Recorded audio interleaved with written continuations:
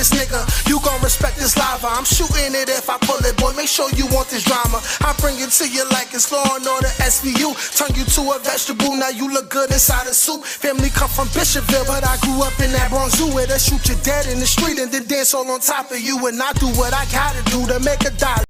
What's good? It's Natealmighty, aka the Global Dark Skin Ambassador, with a special video today. We're gonna call this Bronx History / Rikers Island Stories. Explain to the people who we got right now on the stream. Yeah, this is OG Rucc, Eastside 4 Trade Gangster Crip from the Bronx, Patterson Projects, 143rd between Morris and 3rd all day. All right, excellent, excellent, excellent. First off, I want to say thank you, my brother, for being a part of this. You didn't have to do this. I took a shot in the dark. I was like, I like this brother's, I like his attitude. When I seen you on the homie Mag Means channel, and I was like, I'm gonna just reach out to this brother to see if I could do something that I didn't get the chance to do before. So I thank you, appreciate you. No problem. Okay, so let's start at the beginning. Okay, so you are a Crip. You've been a Crip for a while. I wanted to know if you could break down the history of cripping in the Bronx. Pretty much, it's pretty much documented about, you know, how the blood started in the Bronx and what hoods and things of that nature. So as much detail as you could give, you know, what is the beginning? When did cripping in the Bronx start? To my knowledge, probably when it comes to sets, whole entire sets, 9, 7, 9, 8, when it was sets out there. Because the Rolling 30s moved into the Bronx coming out of Harlem with D-Rock and B-Boy. And they've been out since probably like 94, 95 or something like that in Harlem. But they started migrating. The Rolling 30s ended up in the Bronx. When I first got into it, it was Hoover. I was Hoover first. Mm-hmm. So, you know, 98, 99, 2000, Rolling 30s, Hoovers. And because it wasn't no real trades yet. It wasn't no 80s out. You know what I'm saying? No up rollers, was no 60s, 90s, 40s. It was mainly like Hoovers and Rolling 30s. Okay, understood. Now, did you say what were some of the first couple hoods in the Bronx that started turning Crip? The projects? Yeah, projects, streets, hoods, whatever. Like Mitchell Projects, Marhaven Projects. Marhaven Projects was a little weird because they were blood first, but then Chad O came through and turned them all Rolling 30. Mitchell's was all Rolling 30. Then I would go up to the west side, University Ave. You had some Rolling 30s and some Hoovers over there. Then you go to not Gun Hill Road, one of them hills, man. I forgot right now, but it was some Hoovers up there. At that time, it was 159 Hoover and 59 Hoover. But that's to the length of my knowledge, because I wasn't in every hood in the Bronx like that. But those hoods I was definitely in, and they was cripping over there. Okay, understood. What would you say is currently right now the biggest Crip block or projects in the Bronx? In the Bronx, I'm gonna say Mitchell's, because Mitchell's is like the only projects I know that was Crip through and through. Yeah. From back in the 99, 98 now. Only thing they did, they switched. They went from Rollins no, they was 8 tray first. They was 8 tray first. They was Rolling 30, then they turned 8 tray, and now they Rolling 60s. Okay. That's the only thing they did. They just changed their setup or whatever. I guess whatever, the original wasn't sanctioned or something, so they said they got to switch whatever happened. But they've been Crip through and through in Mitchell's. Okay, so cripping in the Bronx started basically in the late 90s with the first couple people who had the influence coming from Harlem, like you said. What age were you when all this was starting to happen? I was probably like 21, 22, something like that. Okay, well, you already, you younger than you look. You younger than you look. I thought you was gonna be like, man, I was like 6. Black don't crack for real, my nigga. Word, I appreciate it. Yeah. word, bro, word, bro. You know what I mean? So, well, that's good because now you can have a real opinion when I ask you, what was it like being that young, but also a young man, and seeing the transition from how the streets of New York used to be before heavy blooding and cripping, to where now you becoming a young man and cripping is becoming a thing. What was it like watching that? Like, could you describe some of the differences that was starting to occur? All right. So I got to take you back, get an understanding of my emotional state, because Yeah. introduced to a Crip when I was incredibly young, like in 1989. I was introduced to Crip. A relative came through from California. Okay. And he said, "This is what we." I was like, "All right, that's what we doing." So Mm-hmm. from that age, I was involved with all manner of things. Growing up in the Bronx, you was 5% of Muslim music, whatever. It was whatever's going on in your hood, you was with it. But when he introduced me to that became something I embraced. I didn't have a lot of knowledge yet. Mm-hmm. So I get arrested. I get booked in 1994.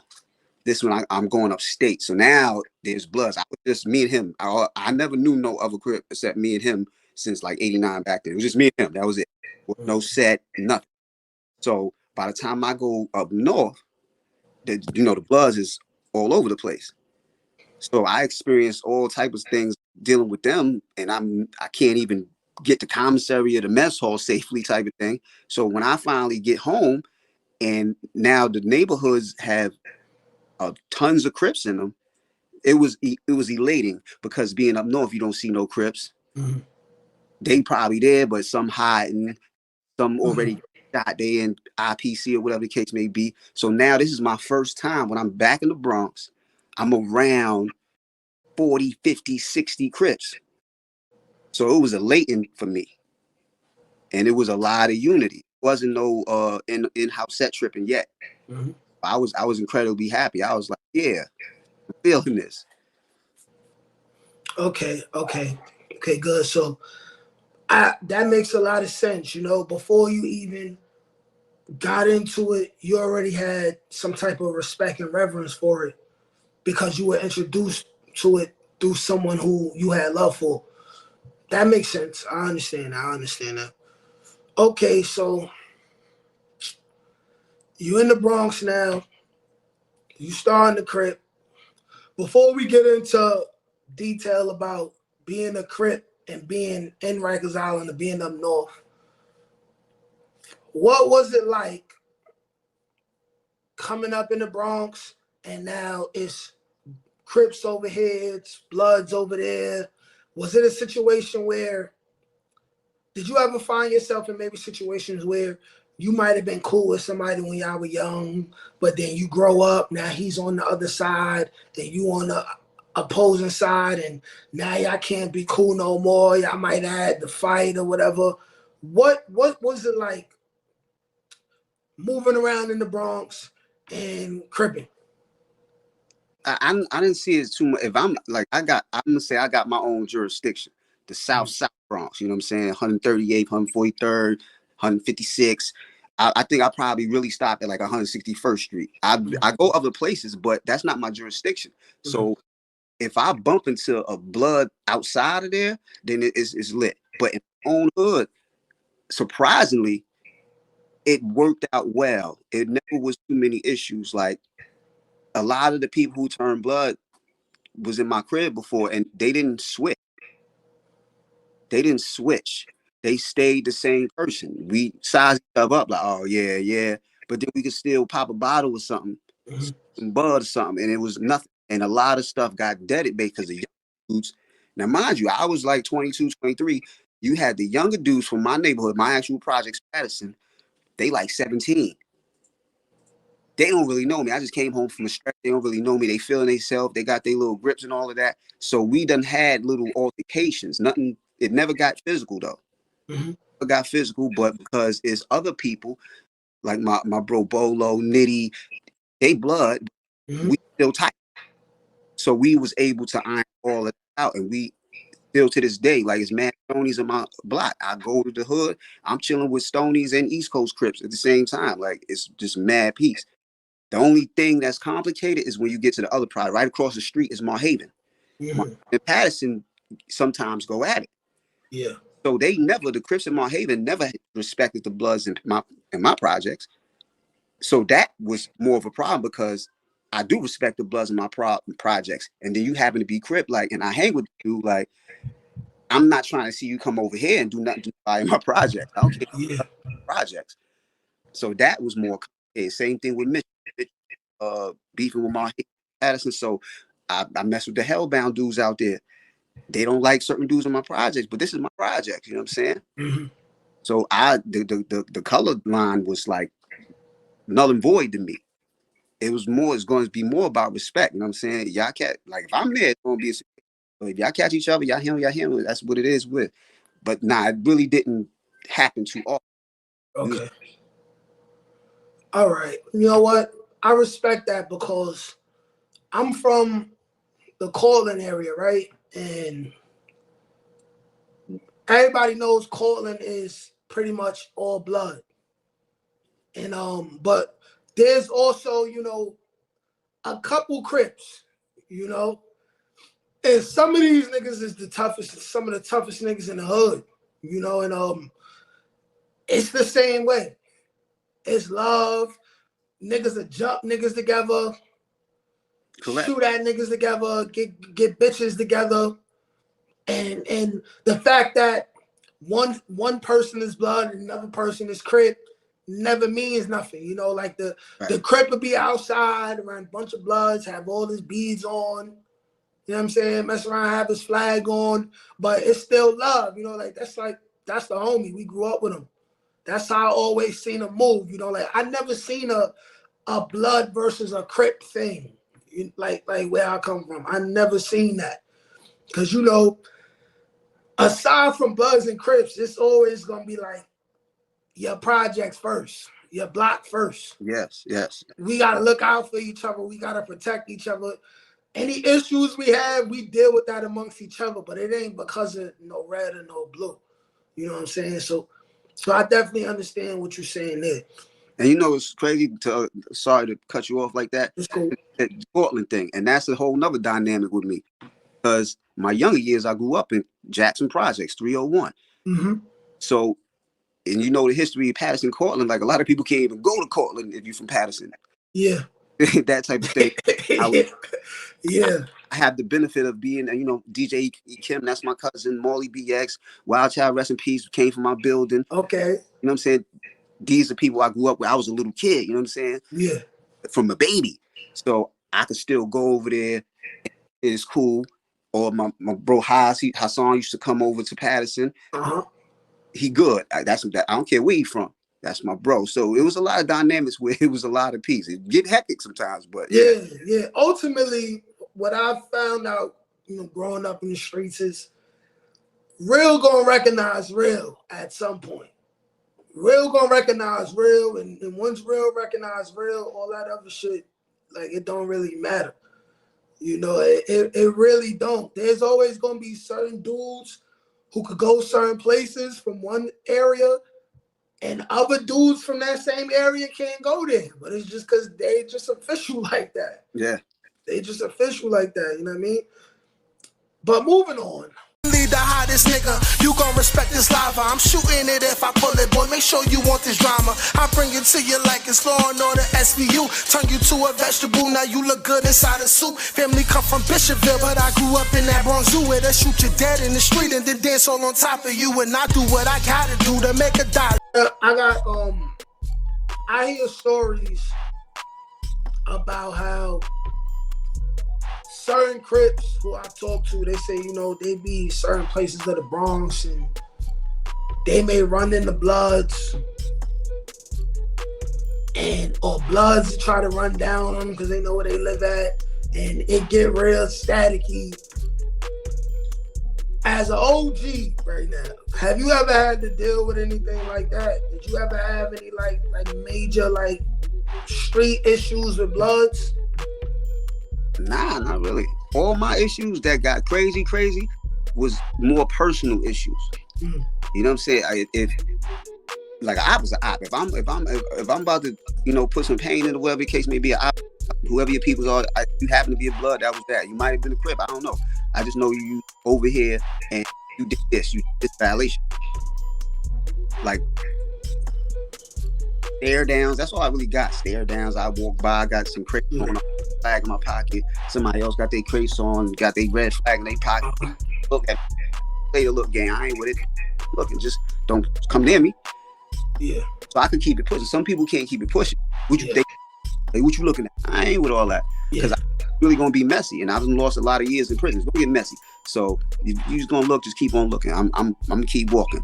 Say something, I'm gonna have to respond. You get in my face is gonna be a problem. That's how I address it. But never no real I never had the Blood dudes over there, let's go. You know what I'm saying? Most of the time when things happen, we went to be younger homeboys.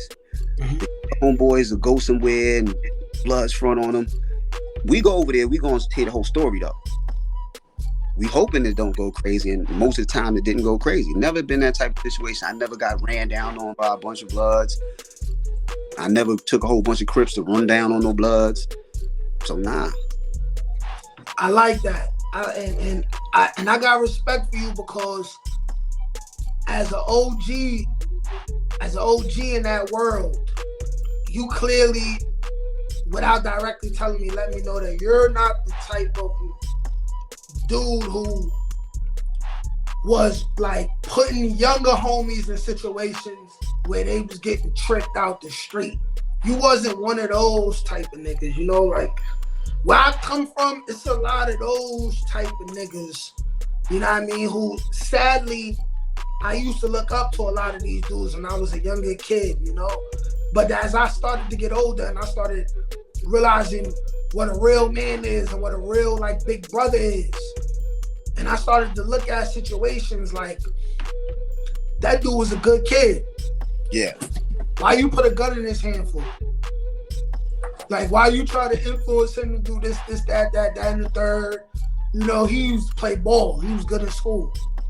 Like, that's not real nigga shit. No, I know what I mean? Like, totally agree with that. That's crazy. Like, you know what I mean? Like, so I definitely I peep that and I respect that. I respect that about you. Now, 2 more questions before we get into Rikers Island and stuff like that. Do you have any opinion as far as how Crips move in the Bronx and in New York City now versus how they moved when it first started? Like, because sometimes you'll talk to people that's a certain age or come from a certain era, and they'll be like, man, the game watered down now, or there's too many rats now, or they not repping this shit right. How do you feel cripping in the Bronx and in New York City is now compared to the 90s and early 2000s?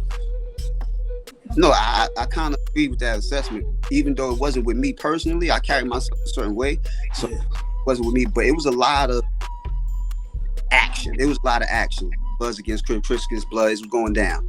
Like some of my homies that's East Coast Crip, they was with me back early 2000s, and they was going through it. And when I pull up, it's like, nah, it ended. I don't know how. I didn't do nothing crazy or whatever, but all the stuff they was going through came to us, but they were going through it. So for them, I can see their way of seeing it as right now as a person, it's like 30,000 Crips out this motherfucker, and they bandanas and beats, and they just talk and throwing up their signs. But if you was there back then, would you be doing it? Yeah. That's the sentiment that it is. You probably, a lot of them probably, I ain't gonna say all of them, but a lot of them probably wouldn't have been that exuberant with they cripping, because the Bloods would have been on their ass. and it wouldn't have been no mercy. So you had to be if you was Crip back then and you still Crip now, you had to be a very thorough person. So the new dudes who turning Crip now is, I believe, it's a fad because of Nipsey Hussle passing away, Pop Smoke passing away. They came and made Cripping very universal. It was all over the place anyway, but they made it so much more that people wanted to be Crip now. They wanted to be Nipsey Hussle. They wanted to be Pop Smoke. So it's like you a rapper Crip, I guess. I don't know. Yeah, I could definitely see how that could turn out that way. Just me being young and being in a hood that's blood, but seeing how the bloods really, the numbers really started getting up there once I seen like Dipset and Jim Jones and them, you know what I'm saying? And then I started seeing a lot of young niggas in the hood. They really started like gang banging and shit. Even when I was young, I didn't know nothing about blood. The bloods was so heavy in the hood. It was like, we used to greet each other 13, 14, 15 years old and draw blood with each other. Just saying what's up. That's it. Just saying what's up.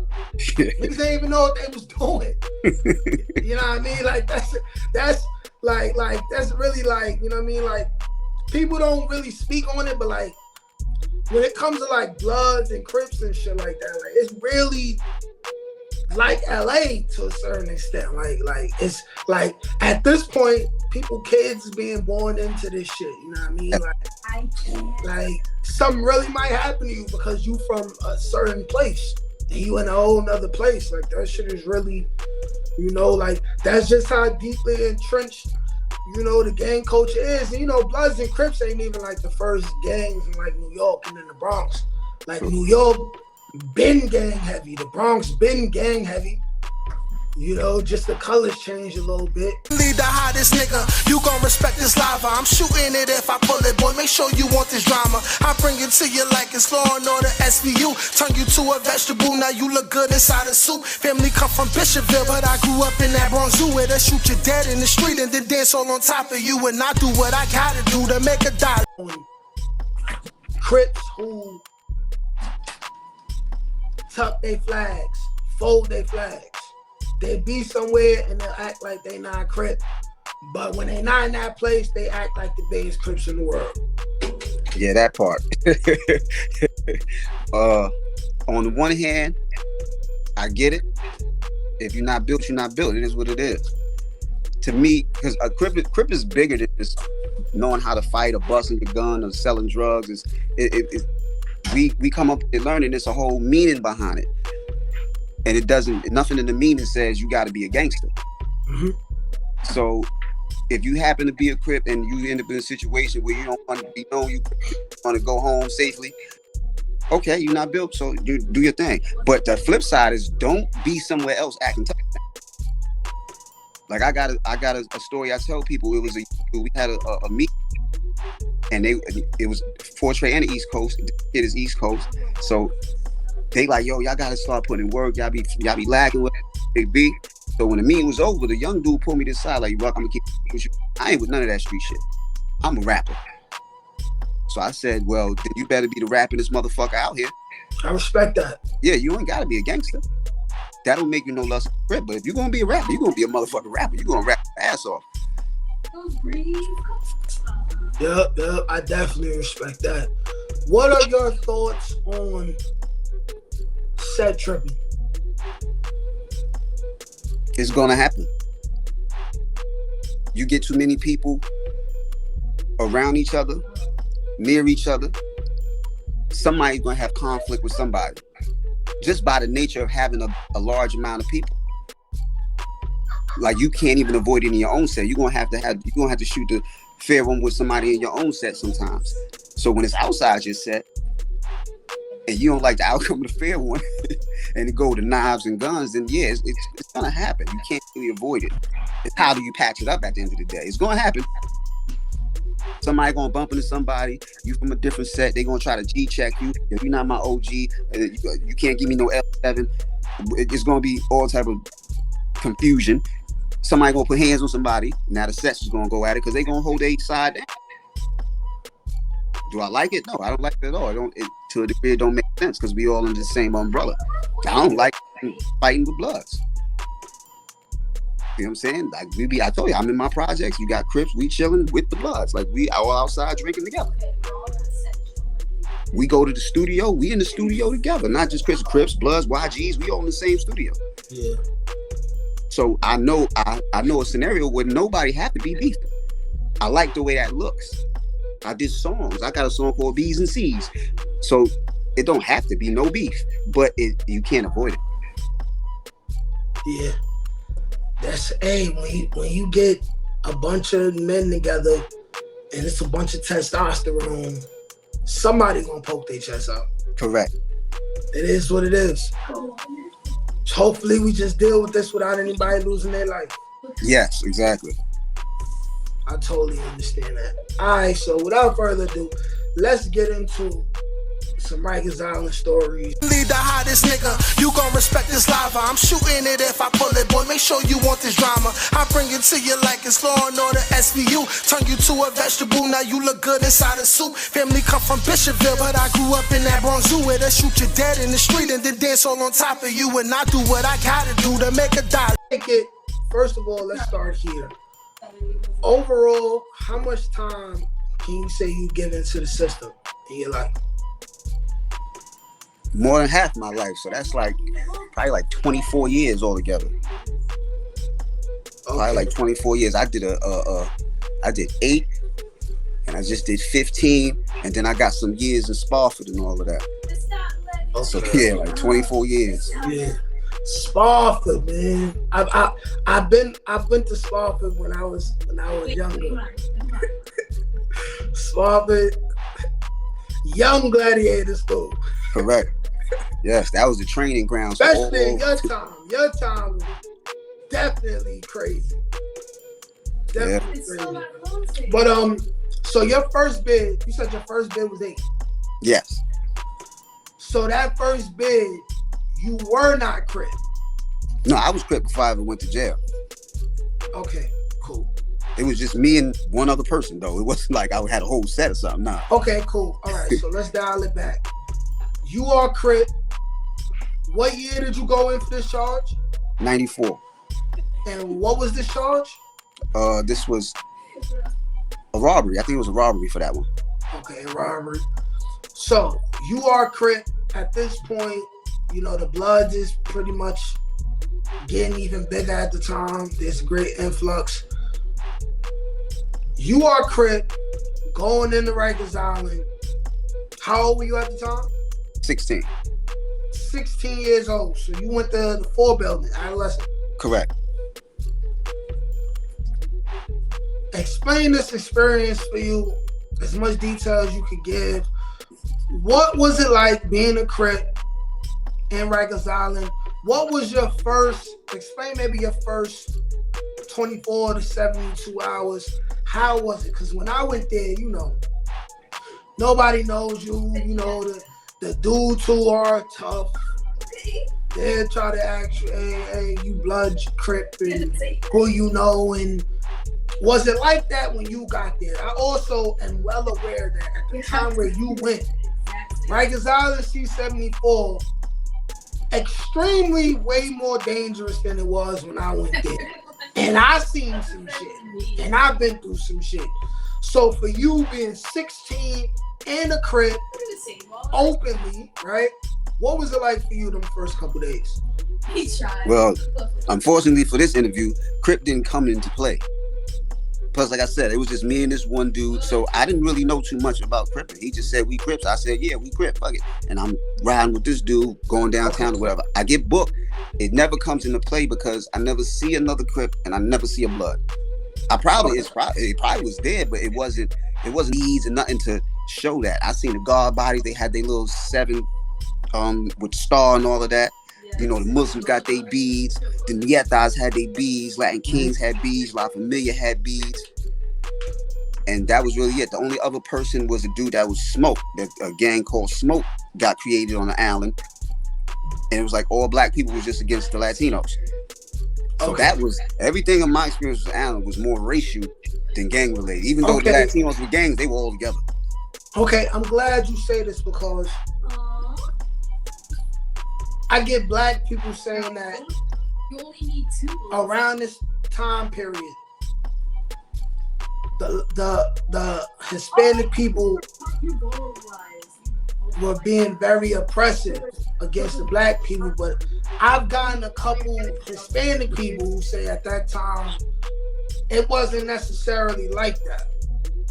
So your first eyewitness account was that it was mostly the blacks against the Hispanics because it was static for real. Yeah, it was already lit. But what I'm pulling up, that is already in effect. Like, I pull up to Mar 4 Upper with the Latin King having the phone. That means the Nietas and La Familia gonna go on that phone. And the whole while, and I'm gonna keep it real, the whole while, all the black dudes are scheming on how to just take their phone. Like, and I watch the Latinos, like, they not really doing too much or nothing. They not messing with nobody. They doing their own thing. They got their phone, and they in their own world. But in Mar 4 Upper, they was like, nah, they can't have that phone. And they lost that phone. So it was more like the reverse, you know what I'm saying? Like, it seemed like, from my perspective, being a new person coming through, that the black people were really attacking the Latino people. It may have been based on something before I got there that Latinos probably did. I don't know. I wasn't there. But it was a full throttle attack against Latinos when I got there. Okay. Lead the hottest nigga, you gon' respect this lava. I'm shooting it if I pull it, boy. Make sure you want this drama. I bring it to you like it's Law and Order SVU. Turn you to a vegetable, now you look good inside a soup. Family come from Bishopville, but I grew up in that Bronx zoo where they shoot you dead in the street and then dance all on top of you. And I do what I gotta do to make a dollar. Time or two, you had to put your foot in somebody's ass. Just like, what was that experience for you being your first time in Rikers Island and just your first time just being locked up, being behind bars and having to deal with that situation? Well, we know about Spofford and Judy, but we talk about you in big boy jail now. Oh, no, that it was recreation for me, actually. Like, I ended up, like I said, I ain't seen no Bloods. Like, this is all Rikers. I ain't seen no Bloods. I ain't seen no Crips. Then on top of that, I ain't seen nobody from the Bronx. So the original question is like, where you from? I'm from the Bronx. Okay. I connect with a dude from Harlem because I, being from the Bronx, especially downtown, 143rd, right across the bridge, Harlem. I'm over there all the time. So I link with the Harlem dude from St. Nick because I used to be out in St. Nick. But then I started meeting other people that's from Queens and stuff like that. So I ended up in a loop with just mad Queens dudes. I didn't hang out with nobody from the Bronx. I ain't know nobody from the Bronx in the Island. Just me and some Queens dudes. And after that, because they were so full throttle, and as soon as I pull up, maybe I get the benefit because I can rap and I'm entertaining. I didn't really have too much of a problem. Plus, I don't want the whole entire phone. I'm not a person coming to the house like, I need that whole phone. No, I don't need the whole phone. I just need a half hour. I need an hour. That's it. Something like that. And I'm going coast. I'm not here to I don't want to own the jail. So all the violence was like recreational. Mind you, I'm 16. So if I'm stomping somebody out, that was for wreck. You know what I'm saying? It was stupid, yes. But that's what it was. Like, you just cooped up on an island. Fuck it, let's pick somebody. Who's going to get it today? Yeah, I agree. I was 17 and it was pretty much the same. It was pretty much the same. It's just a bunch of young dudes just no real authority. Yeah, just police is kind of like trying to be bosses and conspiring and get things happen behind the scenes that certain niggas don't even know about. But it was mostly just, if you wanted the cool kids, yo, it's Friday, let's make him and him fight. Yo, we're gonna bet on it. Yes, I was one of those ignorant motherfuckers. Yes, burning people's feet and all that, like, just all the way, just stupid. All the way. Yeah, man. Like, you burned somebody's foot on Rikers Island. Huh? Say again? You burned somebody's foot on the island. Yes. Put that issue. You take the tissue, put it between his toes sticking out, put the tissue between every single goddamn toe, set the tissue on fire. He pulled his... What house was that? You didn't know this nigga at all? You were just like, he's a Vic. Let me just wrap this tissue around his foot. Exactly. Like, no, seriously, we up, we smoked weed and all that. We just up, we woke. It's nighttime. Everybody's supposed to be in their bunk. It's March 4th. Everybody's supposed to be in their bunk and all of that. But we up, we high. Fuck it. What you gonna do now? We gonna birthday cake this nigga right here. I don't know who he is. He probably be seeing this like, God damn, that's the nigga that did that shit to me. Shouldn't been slipping. This your cup. It's slipping. It's fucked up shit, but you know, this is when you on Rikers Island, it's kind of like you gotta be some type of monster, or the monsters is gonna get on your ass. You know what I mean? Like it's really that. It's really that. You know what I mean? But okay, so how much time did you do on Rikers Island that first time? Only about 6 months. 6 months? Yeah, I copped all the way out. Then you went up north. Yeah. Oh my goodness. What was your experience like up north during that first day? It started off kind of mellow because I ran into one. I went to Washington Correctional Facility, medium joint. Run into a blood finally named Savage. Coolest fan. We worked in the mess hall together. Oh shit, blood. Oh shit, yeah, I'm Crip. We chopped it up, threw up some signs, and we went back to work. The only time I seen it about to get crazy, it was a vice lord and a GD there, and they was about to get it on with each other. But then everybody ironed that out. So it was like me, one Crip, Savage, one blood, Yusef, the one GD, and this other dude, I forgot his name. He was the vice lord. Just one of each. But it was still mad like Latin Kings, the Yetas and all that. So we was just all black people still trying to defend against the Latino onslaught. But that was cool. But then I left there, go to the box. Now this is the most, I ain't gonna say it's traumatic because it didn't traumatize me, but it's close to it because I go to the box, I get out the box, I'm in Cat Saki. They see you to the orientation cell block. I don't know, it's probably like 32 cells and like they be facing each other. So I wake up in the morning, I get there at night, go to sleep, wake up in the morning to the whole roll call, peace almighty, peace blood. I go to the gate and I'm looking at all the cells that's across. It was all of them. If it's 32 cells, 28 of them was blood. I was like, oh man. Cat Saki, that had me like worried. Yeah. And I leave and go to population. And you know, after a while walking through the mess hall, they'll see me be like, yo, throw that shit up, cuz, throw that shit up, Rucc, throw that shit up. They asked me to throw a Crip sign. Like, so in Cat Saki, it still wasn't lit yet. This is probably like 96. It wasn't lit yet. It was like, because I was there, the Rolling 30 Devil was there. It was only a handful of us. And there was no smoke at all. When I went to Green, that's when I said, oh, it's a little bit smoke because now Crips sided with the Latin Kings. And the Latin Kings, you know, they've been going to war with the Bloods on the island. So now the Crips is starting to get at Bloods. After that, it was all hell broke loose. Wherever I went, it was like, get him. The Bloods was not trying to let me rest my feet nowhere. So you had to pretty much like get it on in a lot of these places when you first got there. You ever got jumped? Yes, I got jumped. Hell yeah. Happens to us all. It happens. Lead the hottest nigga, you gon' respect this lava. I'm shooting it if I pull it, boy. Make sure you want this drama. I bring it to you like it's Law and Order SVU. Turn you to a vegetable, now you look good inside a soup. Family come from Bishopville, but I grew up in that Bronx zoo where they shoot you dead in the street and then dance all on top of you. And I do what I gotta do to make a dollar. I got jumped. I got cut twice.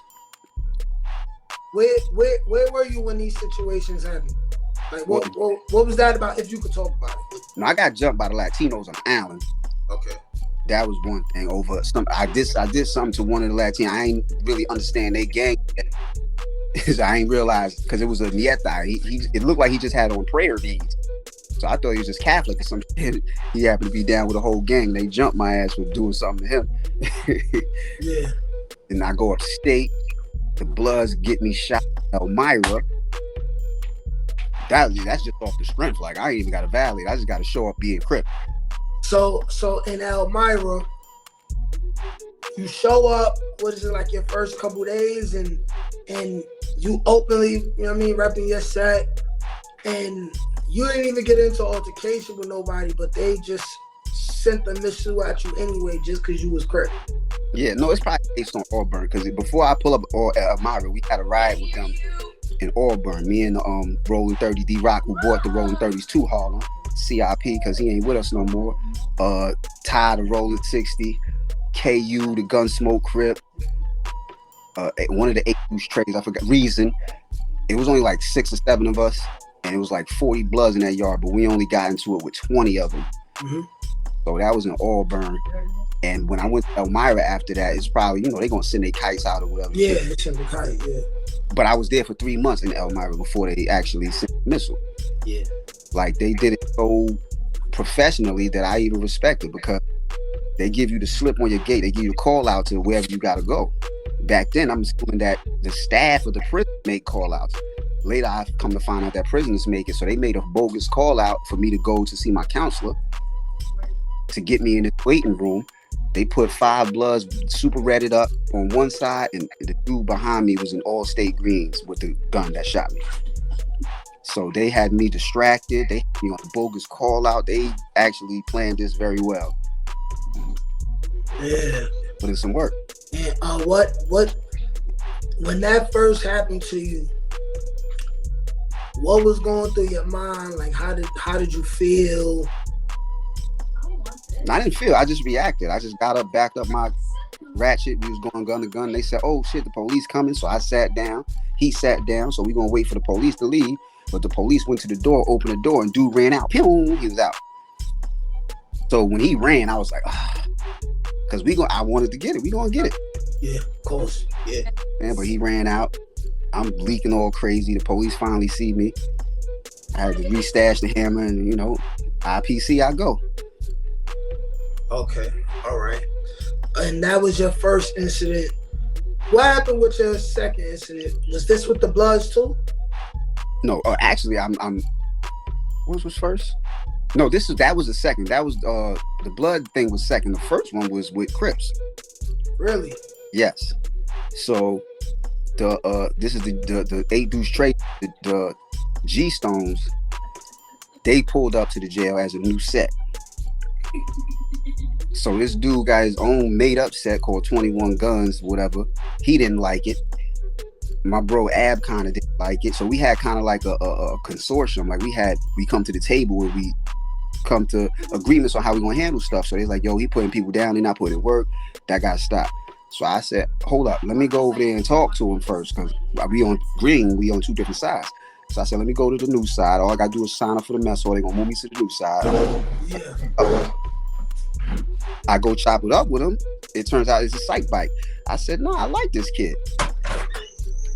Like, cause he was like, nah, even though like dudes ain't running around cut, been working by getting money. He showed me, you know, money is cigarettes in prison. So he showed me mad cartons of cigarettes, and he had mad bud.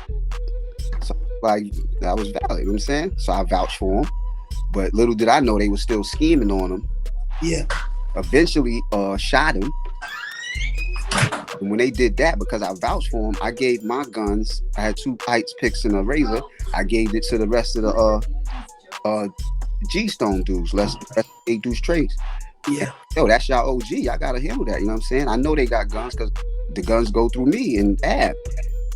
So 21 gun niggas got guns. Y'all don't got nothing. Here, take these and y'all gotta handle that.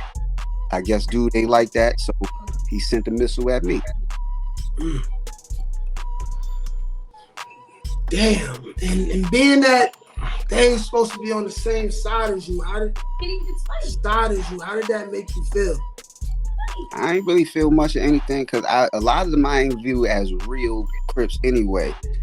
Because me personally becoming Crip, I learned a lot about it. So I learned practically the name of every set.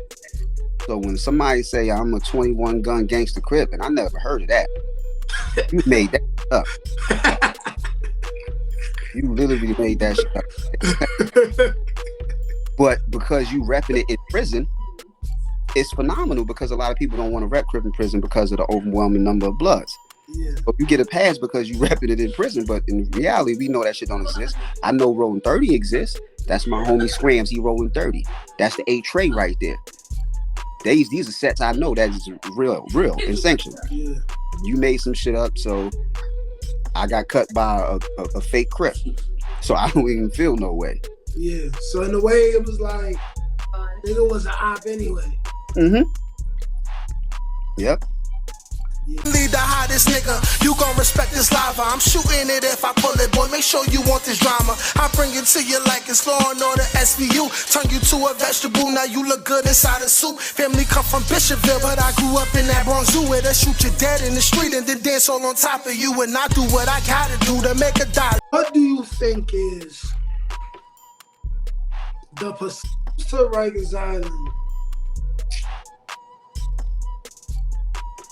What do you think is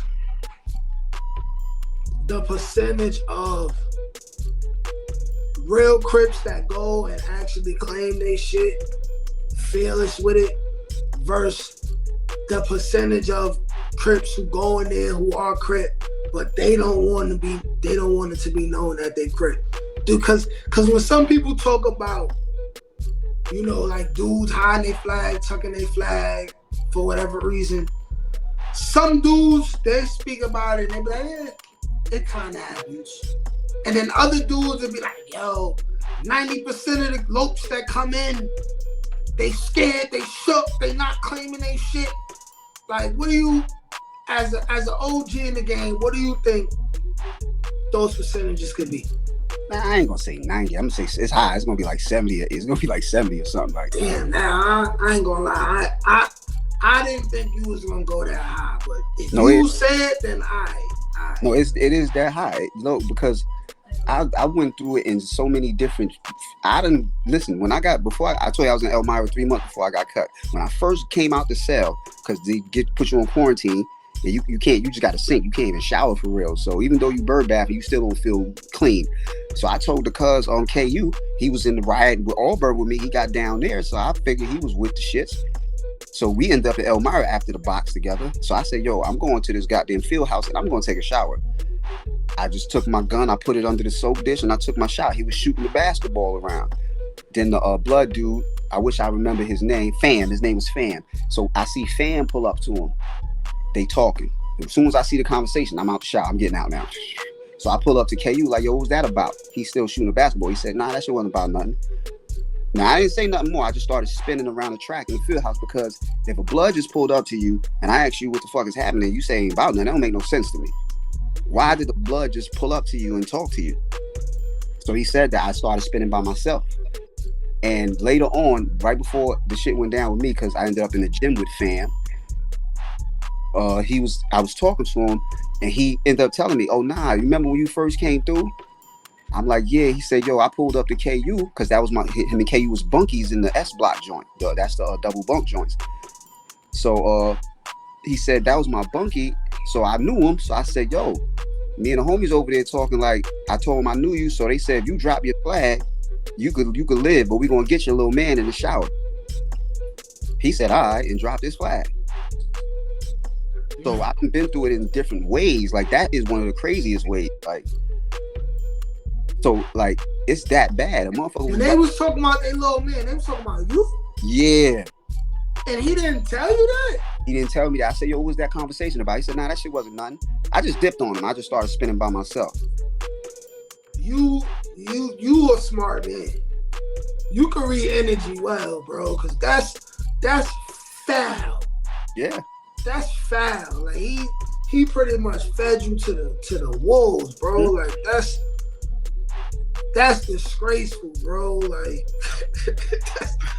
that's disgraceful, bro.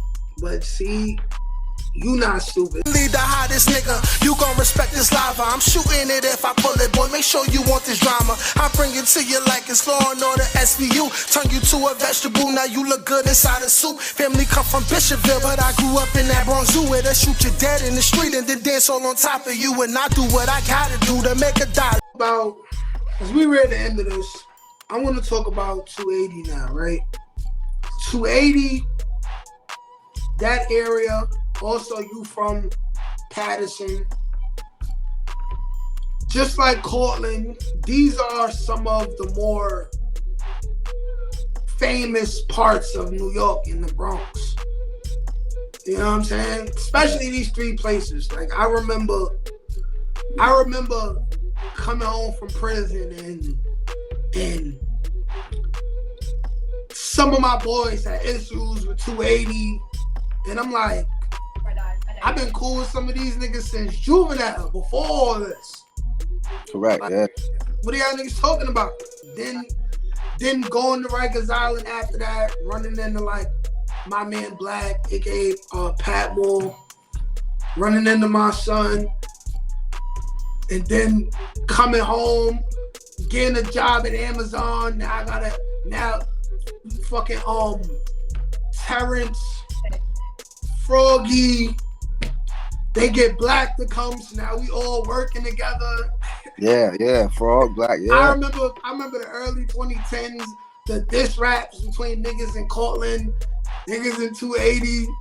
If you can, I want you just to explain your history with 280 and the role that you played with that whole area. Explain to them exactly what area of the Bronx that's at for the people who want to know about 280 in these type of situations, but they not from New York City. Let us know your background with that. All right. And it's kind of confusing because I ain't never really pulled up on college. I think they was on 165th in college. But the thing was, the homeboy Flip, he was under me Fortray, Eastside Fortray Gates, the Ghost Town line. So I don't know if he pulled up in Patterson or he pulled up to Trinity, because my little brother put him onto the set. So I didn't really know Flip like that because he's younger than me, and I ain't the one who put him on the Fortray, but I met him because my brother brought him to me, so I knew he was Fortray already. So around, what year was this? I don't know, 08, 09, 2010, some around there. He's still Fortray, so he ends up in, what's that shit in Manhattan? White Street, on White Street, what the fuck? The Tombs, is that, what the fuck is that? The jail, like. I think you talking about the Tombs. So he's there with P Gutter, the A Deuce Trey, P Gutter. Me and P Gutter been in man spots together, so he already know me close.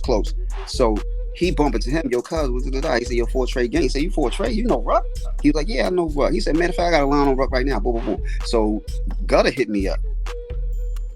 At the same time, I'm communicating with another loc is Omega. So Gutter hit me up. He like, yo, dude named Flip, where it said his government name. He say in your set or whatever, that sanction. I'm like, yeah, that's sanction or whatever. And then he gave Flip my info. Flip hit me up, asking me, can I sanction 280 under Fortray? I went to Omega. I said, Omega, what you think?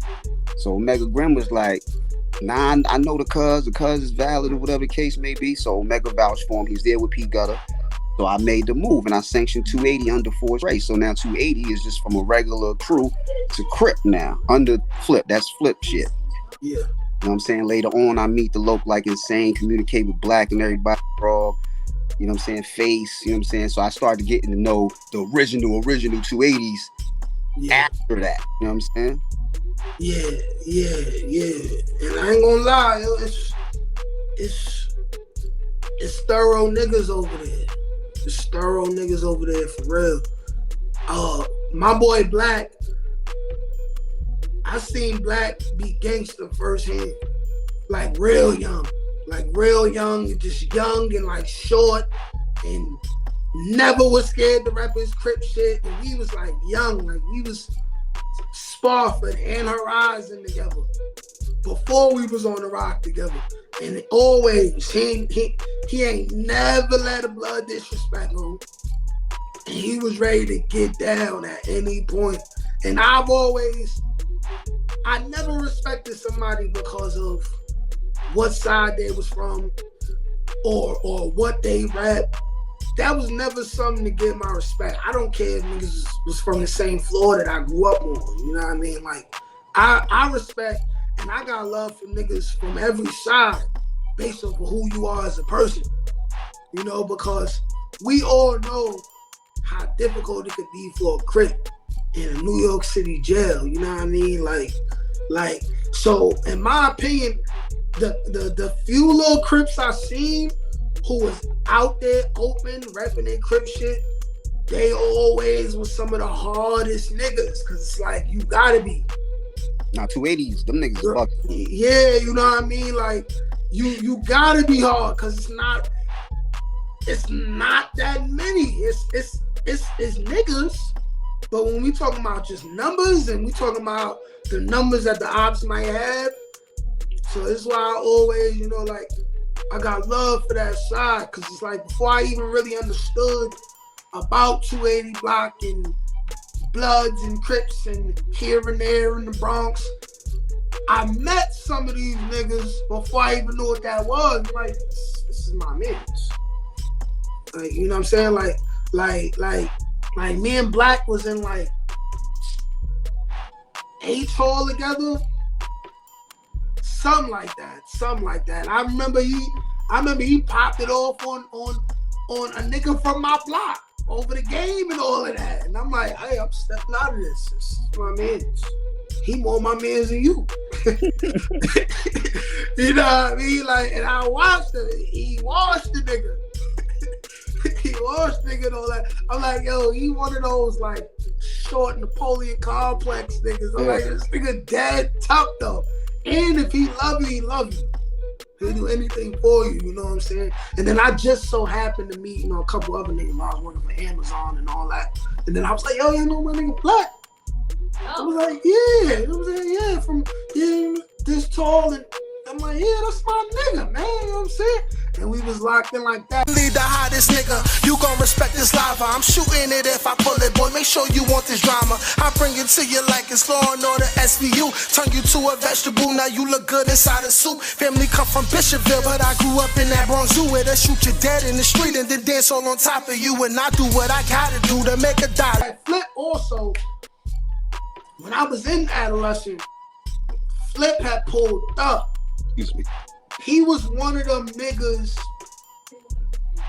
He was one of them niggas who already knew what he was up against, and the stories I was hearing about him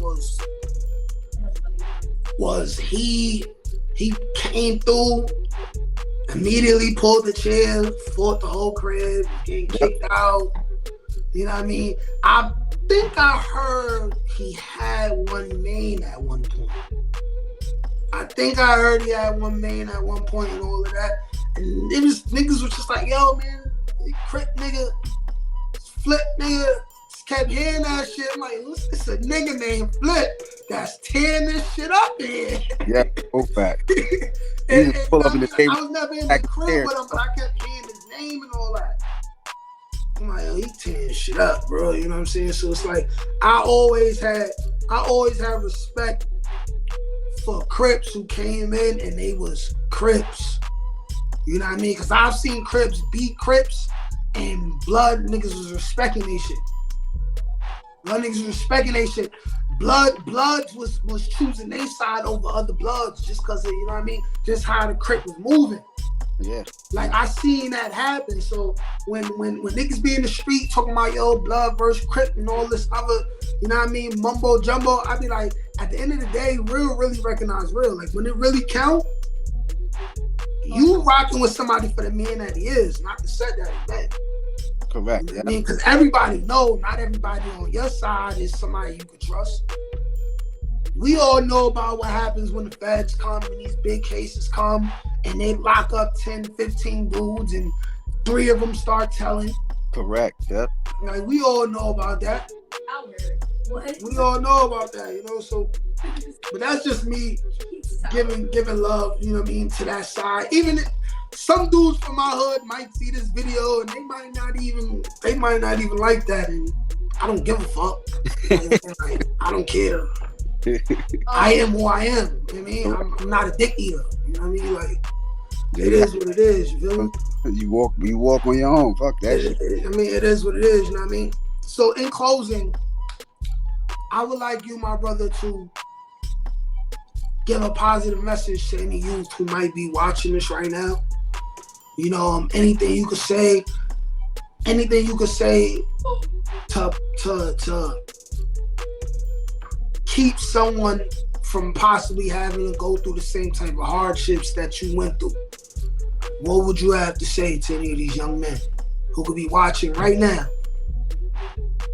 Man, it's heavy because the state of the youth these days, they all the way out of control. Like, I think it's overwhelming murders happening. Like, I don't know what's on their minds. I don't know how it works. You know, we all been in the streets, and we can reflect back to our predecessors. It's never been this crazy.